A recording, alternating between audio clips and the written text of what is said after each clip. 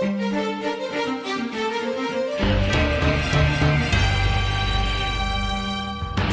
good morning, friends. I welcome you back to this day 2 of the technical sessions. Today we have Paramita Mukherjee, who will be presenting on Plan A, Plan B, Plan C, how far, a new methodology for preparing alternate plans.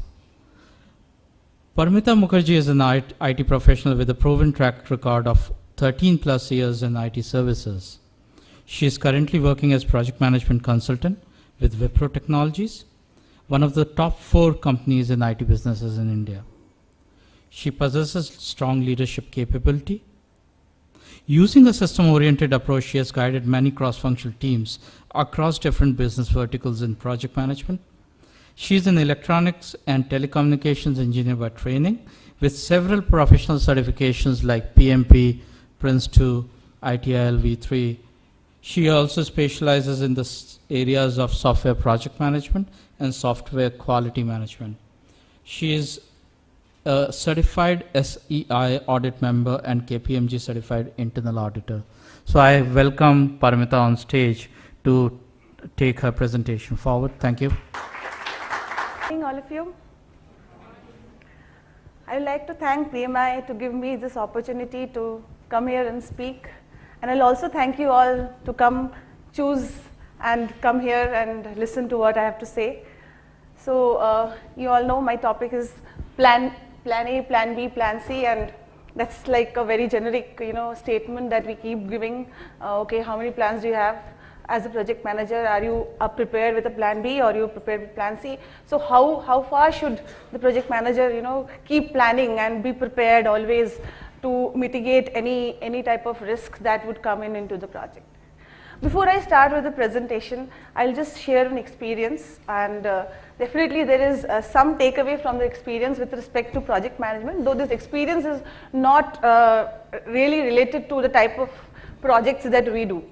It's about a vacation that I went for to a place in Sikkim called Gangtok, and it was a vacation, and the last day of the vacation we had to come back from Gangtok, and the flight to Delhi was from Bagdogra, which is around 130 kilometers from Gangtok. So we had booked a cab, and this entire duration of journey is around 3 hours, and we had around 5 hours to catch the flight. So we had enough time, we were very relaxed. The cab came on time, we sat into the cab, and we were enjoying the mountains, and it's like a very hilly area, and what hilly, it's like a mountains, it's our Himalayas there, and so we were enjoying the beauty. After around 1 hour of our journey, the cab driver said that we can't move on because we got a flat tire. So we were not worried because all of us know there is a extra wheel always in the cab, so he can use that time. We already have 2 hours extra. So he took around 15 minutes to change the wheels, and we were fine, so we were not worried at all. And we again started with our downward journey. After another 45 minutes, again to our shock, the cab again stopped. And again he said that another tire is flat now. So what do you think the cab driver did?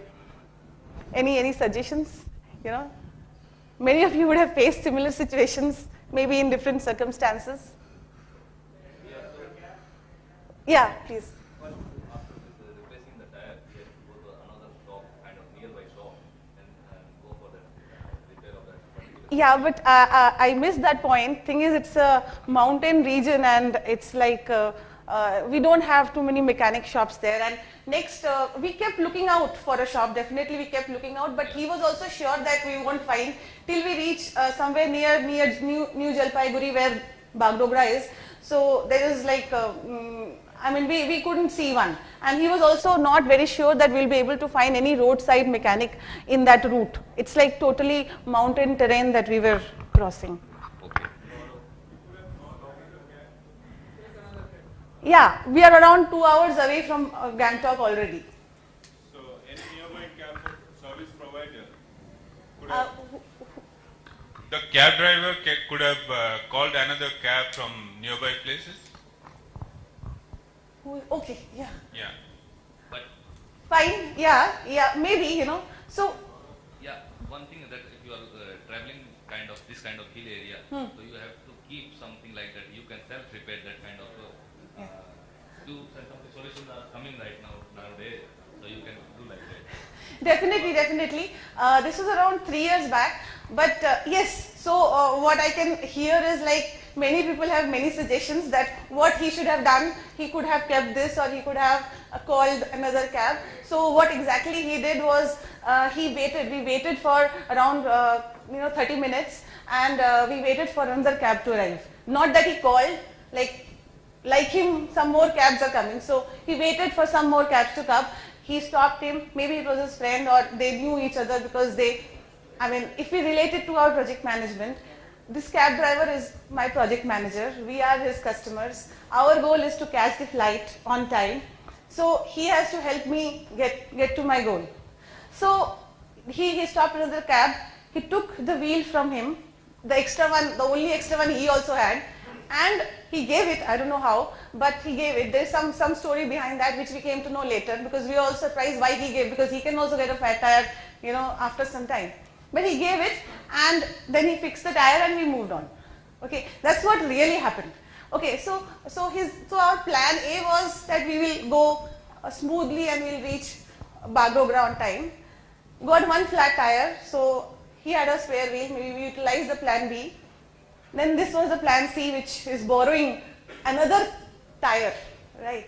But the problem is that could have been that within the time limit which we had, nobody came, no car came, or the car driver would not have given the tire to him.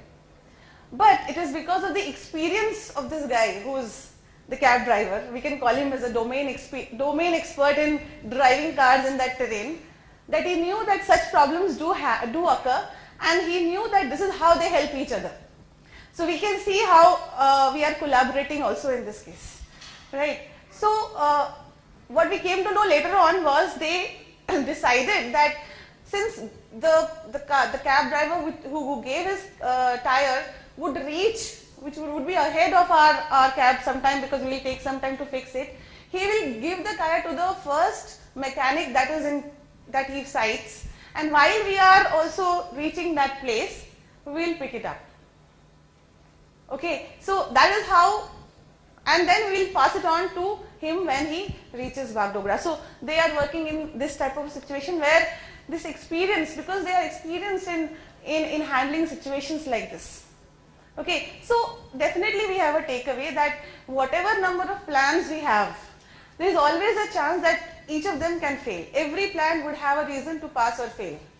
And whatever good a project manager plans for, still there is a probability that plans would fail, and that's why we want to have a foolproof. We cannot have a foolproof plan as such. We cannot have plan A, B, C, D, E, F, G, H, till whatever numbers, whatever alphabets you can think of. But there is also a cost involved, there is economy involved, and we cannot do it forever. So I'll be trying to bring out a methodology. It's like a derived methodology based on experiences that me, my colleagues, people working in my type of industry, which is mainly IT services industry, different type of projects in IT services industry, have known through the projects that they have done, and we have tried to build up a methodology around that. Okay, so that is what my presentation will be. So I'll start my presentation with that. So basically, this is the agenda. Okay, we will be looking at the agenda. So initially, I'll just give you a brief of what is the present situation like. Most of you are aware of. I mean, every day you are also, doing the same type of work. So that's only for information and to create a certain base on which the methodology is developed. Okay. Then I will move into the alternate planning methodology, which I have defined. So then I will talk about what that methodology is about. Okay, it's very it can be very generic, and it can be very specific based on how you use it and how you develop it. Okay, so I'll just talk about initially what the situation in IT projects are at this point, or why should I say IT, any project starts with planning. So project manager would start creating the plan at the beginning of the project, which is the planning phase, and all project managers would do that. right? He will put in all his efforts, whatever experience he has through his lifetime in doing the projects, he would put it into that plan, because everybody wants the project to be a successful project. Nobody is planning to have an unsuccessful project, so everybody will put in their best. There is no question on that, there is no doubt on that. After the plan is created with the relevant information that the project manager at that point of time already has, could be through discussions with the customers or discussion with the sales and the pre-sales group of people who would have discussed things with the customer before him. So keeping all those things in mind, he has prepared one plan, which if it is given to him, he would like to utilize it across the project. But that really does not happen. Okay? And once the project plan is created, he will also go ahead and get it approved by senior people in his organization and definitely by the customer. So all the setup is fine, but what we see is still the plans will change. Still, with all this preparation, plans will change, right? So let's see why. Why do these plans change so frequently? So why plans change? Nothing new, we all know it. There are two broad categories because of which plans change. Something which are internal to teams, we call them as internal factors. Internal to the team means things which are controlled within the project execution team itself. Teams can manage them properly. If not managed, then they can cause change in plans. So what are those? It could be lack of skilled resources. It's a luxury to get whatever type of skills you want it for from the bench which is available. Like, not always you will get them readily. So you would have to start your project or execute your project with lesser skilled people. You may have to cross train, or you have to develop some training plan or teach them on the job, but still whatever you wanted, we would not get it. And because of this lack, there could be times when you need to change your plans. There could be lack of experience. There could be lack of technical competence. Lack of experience and technical competence could be because of some niche technology we are less aware of, the team is less aware of, less number of projects have been executed in that technology. So definitely there is lack of knowledge in that area. And because of that, as and when we keep going in deep into the project, plans get changed because we are able to find out things which we did not know earlier. And last but not the least is processes. Many companies, they are like highly into processes, like the same my level 5 like my organization is. There are many such organizations, they have well defined processes. The thing is whether those processes are followed as they should be followed. If not, they can be the reason of change in plans. And there could be situations where process itself was not defined. So that could also cause change in plans. But still all this is something we can control, maybe internally within the teams. If we are more disciplined or we are more proactive, we are able to take a stock of the situation. But the problem comes in where the factors are external, driven externally. We don't have any control, the teams don't have any control. The first and foremost in that is scope. The customer can change the scope at any point of time. Nowadays, we have to be flexible. We cannot say that whatever we started off with is the only set of requirements we'll carry forward. The competitor may be coming out with something new, so our customer also wants to incorporate that thing. Some statutory regulations are given out, and that could be done in any phase of the project, not necessarily it has to be our initiation or planning phase. So whichever phase they are, they can be coming into our project, and we have to incorporate those changes. The customer can give changes in the product quality specifications as well. Whatever features they were defined in the scope, but what are the non-functional aspects which will go along with the features, that may be something which gets changed, because once the POC is there or once the initial prototype is given to the customer, he gets a feel of how fast maybe a web page is getting uploaded. So he may not be, very sure whether this is appropriate or not. He wants to get it, make it more faster or something. So these things can affect and can cause change in your plans. Finally, the budget. There could be some financial problems with your customer. They might want to reduce the budget of your project, and that could lead to your resources getting reduced and your plans getting changed. So all these are factors which could lead to change in plans, and this I have come out with from question and answers or discussions which I had with project managers, testers, developers, SQAs, different type of people who are working in different projects, and from that I could gather this information. The root causes which lead to the failure of plans. So highest among them goes to the customer driven reasons.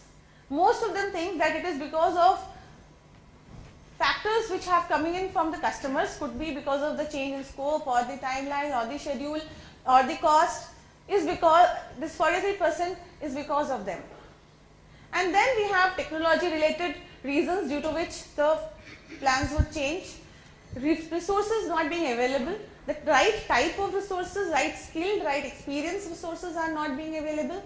That are also some form important part of this entire pie, which is the root causes of the failure.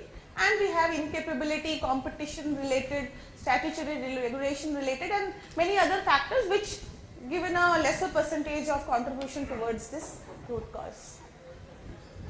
So overall we now understand that plans will change. Whatever we do, plans will change. So when we already know that plans will change, why do we have to wait for them to affect our project and then think about what we will do next? Okay, that's what in most cases we are doing. Though we talk about having mitigation plans and contingency plans, but what is the extent of those mitigation and contingency plans? How much thought do we give to those plans while we are creating them?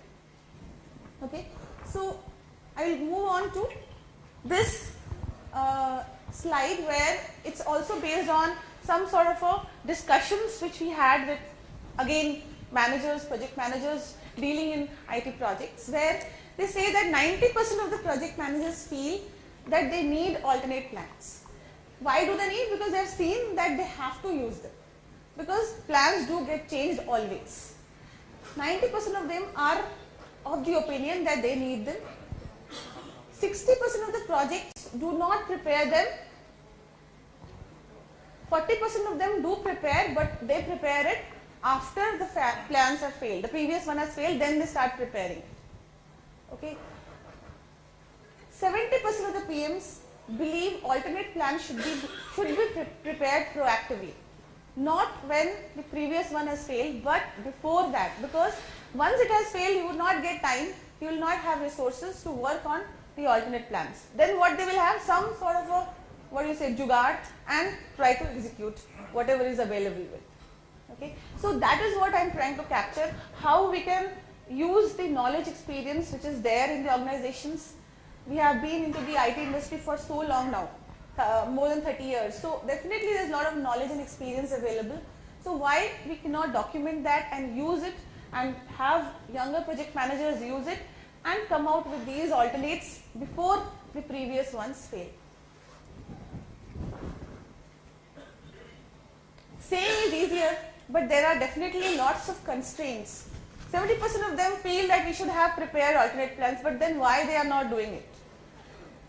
Right? Why these things are not taken up? There's nothing great in saying that we should do it, but why we are not doing it is a question. So definitely there are some valid constraints why these alternate plans are not created proactively. So I have listed some of them. Could be there are many others which you could be more aware of. So first thing is inability to forecast by the project manager. Is he capable of looking forward? Is he capable of thinking ahead of time and understanding what could be the reasons in my project, in the circumstances of my project due to which the plans can get changed? In unavailability of time, project managers are the busiest people in the projects. Right? It is their baby and they have to deliver it, that is what's being told. A good project manager is a person who would steer the project through different challenges and deliver the output, deliver whatever the customer wants, gets high CSAT, gets good profits from the organization. All this is what a good project manager is supposed to do. So he has a lot of work and he may not have time. And especially when some of the plans would fail, he would be looking into things, crucial things, and he would not have time to create proper plans at that point of time. Maybe the organization does not budget for creating effort spent in creating such alternate plans. That could also be a reason. He might not be confident on how to make a plan without data available. So always hindsight is 20/20. When things go wrong, we always know what we could have done it properly so that they didn't go wrong. So keeping all these things in mind, there are constraints. Other than these constraints, there are constraints with respect to implementing the alternate plans also. Implementation is also difficult because the teams are so used to using the previous ones. They are used to having a particular way of working. They don't want to move. So there is a tendency to revert to whatever they were doing earlier. And that is why many of the plans are not implemented as even if they are created. The revised plan may not be detailed enough and people don't get they are not able to have faith in the plans that are created alternatively. Maybe they think that it's created in haste and we cannot follow it, and again it will get changed. Why at all go for it? 10 times is changing plans, so why at all follow the new one? So could be some of these things which can cause an inertia within the team and they may not want to use these alternate plans. And finally also, approvals in the middle of the project. The project is going on, in between we have to go for approving these alternate plans, and implementing. Without approval we cannot implement, and then implementation becomes difficult. Okay, so all these are the constraints in implementation. So now I move on to my methodology, which will take care, that is why I discussed these factors, because my methodology will sort of try to take care of the factors which are the constraints which are stopping from creation of these plans or implementation of these plans. Okay, so just to recap, projects will undergo change, that's a universal truth, nobody can deny that, right? And we need to handle these changes. So what do we do to handle these changes? We'll identify the need for the alternate plans. It's not necessary that everywhere, every phase we have to have alternate plans. So wherever it is needed, we'll try to have plans. Once we have identified the need, we'll proactively create those plans. Once we have proactively created these plans, then we will implement those plans appropriately. And that is how it will get implemented. Otherwise, in a haste, nothing will work. So we come to the methodology, which is alternate planning methodology, which is a reference tool which project managers can use to identify the optimum number of alternate plans they can prepare for all the phases of their project. That is the simple objective of this methodology. And this methodology will also take care of the constraints we talked about, the various constraints in various types of projects, plus the challenges with respect to the implementation of the projects, of the plans into the project.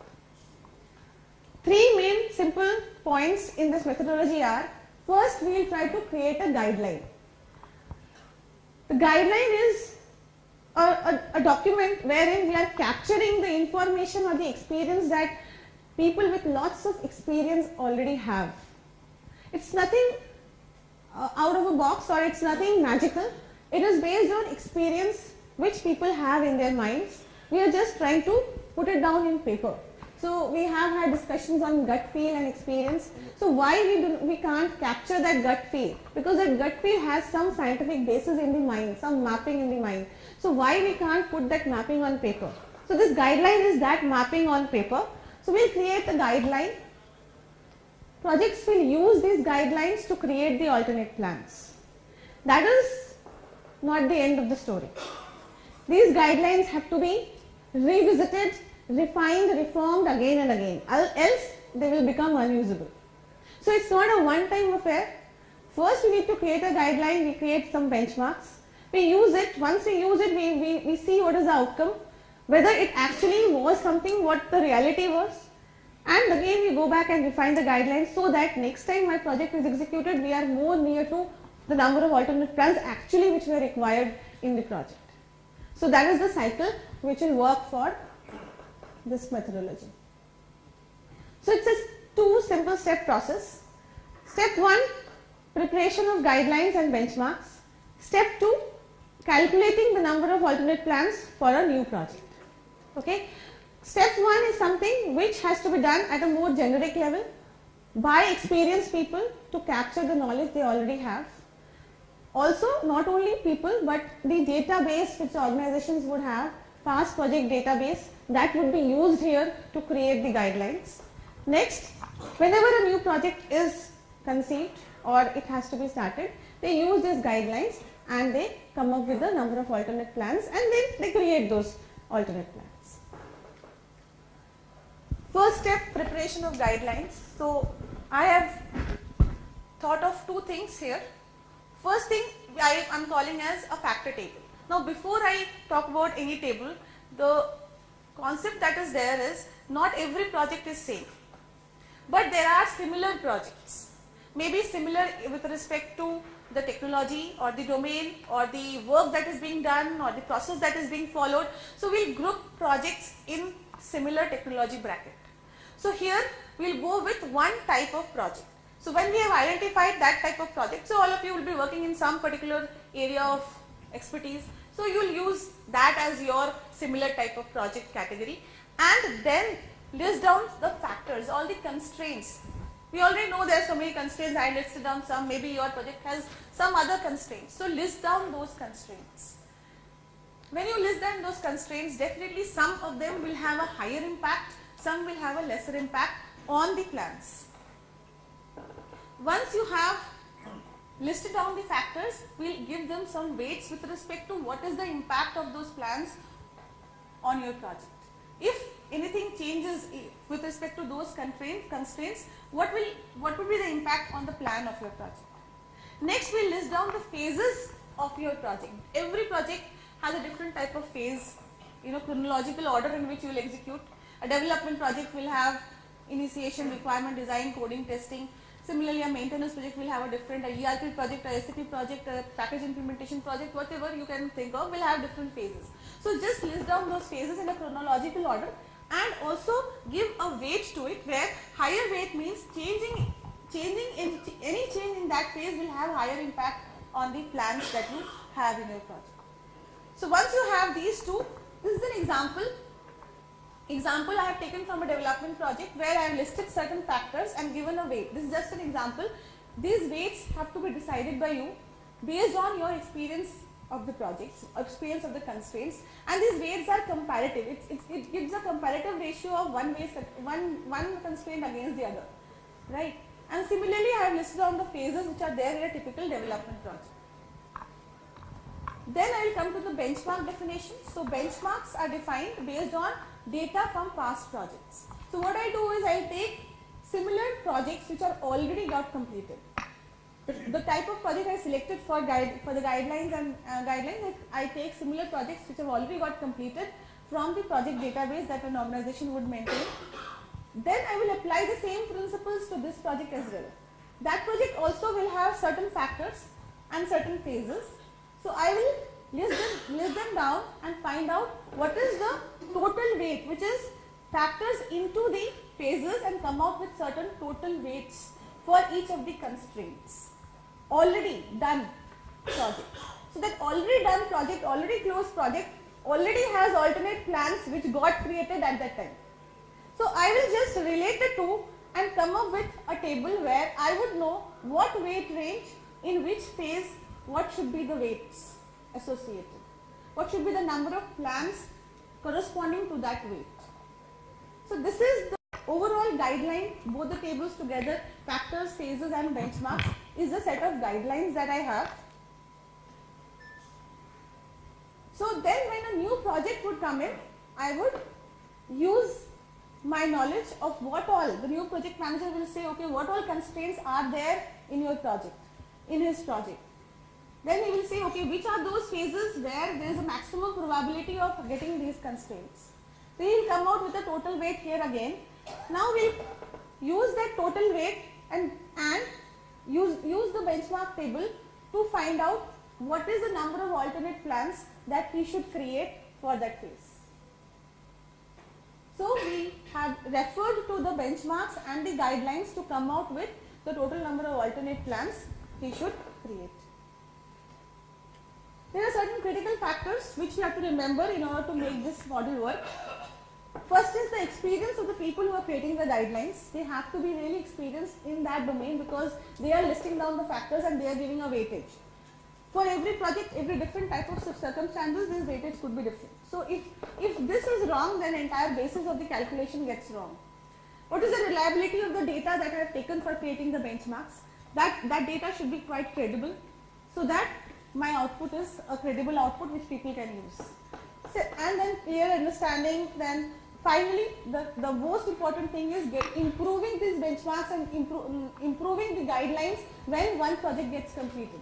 Otherwise these benchmarks and the guidelines will not be reusable again. So from this methodology, the project managers will definitely benefit.